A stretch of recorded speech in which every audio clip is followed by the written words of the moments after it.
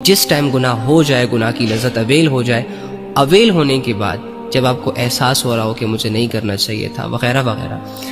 تو اسی جگہ، اسی وقت، اسی دن آپ نے توبہ بھی کرنی ہے۔ توبہ کے بغیر سونا نہیں ہے، یہ آپ کا تیسرا سٹیپ ہونا چاہیے۔ آپ نے گناہوں کو چھوڑنے کی نیت بھی کر لی، آپ نے گناہوں کے نقصانات کو بھی ذہن میں رکھا، وہ کوشش کرتے رہے بچنے کی، لیکن پھر آپ سے گناہ ہو گیا، اور چلو ہونے کے بعد آپ نے ایک دفعہ توبہ بھی کر لی، لیکن آپ سے پھر گناہ ہو گیا، پھر ہو گیا، پھر ہو گیا، پھر ہو گیا۔ چوتھا سٹیپ یہ ہے کہ آپ نے کبھی مایوس نہیں ہونا، اللہ کی رحمت سے مایوس نہیں ہونا،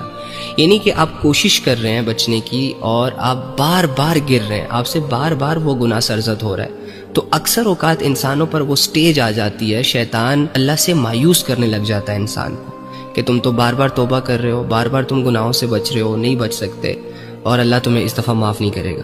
آپ نے اپنے دل کو یہ یقین دلانا ہے کہ میں اگر ایک دن میں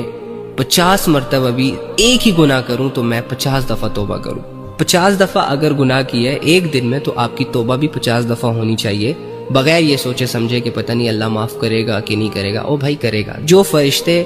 آپ کے گناہ لکھ رہے ہیں نا، وہ فرشتے آپ کا توبہ بھی لکھیں گے۔ اللہ رب العزت اگر آپ سے گناہوں کا پوچھے گا تو اللہ رب العزت آپ کو توبہ کا ریوارڈ بھی دے گا۔ تو جس طرح 50 دفعہ گناہ کرنے سے آپ کے اعمال نامے میں 50 گناہ لکھے گئے ہیں، اسی طرح 50 دفعہ توبہ کرنے سے 50 مرتبہ آپ کے گناہ صاف بھی ہوئے ہیں، ریموو بھی ہوئے ہیں۔ تو یہ یقین آپ کو ہونا چاہیے۔